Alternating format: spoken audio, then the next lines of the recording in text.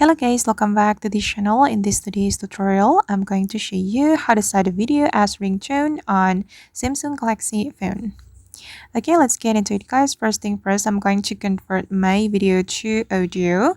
I'm going to open this InShot folder because I'm going to choose video from InShot folder to be my ringtone on my Samsung Galaxy phone. And I'm going to select this video.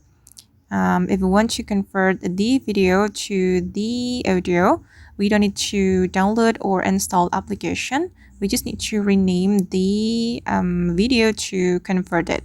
You can tap and hold on the video and then you can click on more option, select rename, and we can rename it as MP3 file, and the file will be converted to the MP3 format. And I'm just going to name it ringtone, just like that. And then we can click on rename and click on change.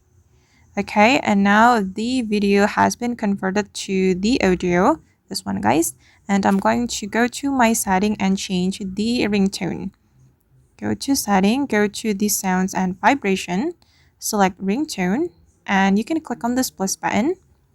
And I'm just going to go to the InShot folder where my audio's in, and I'm going to select ringtone.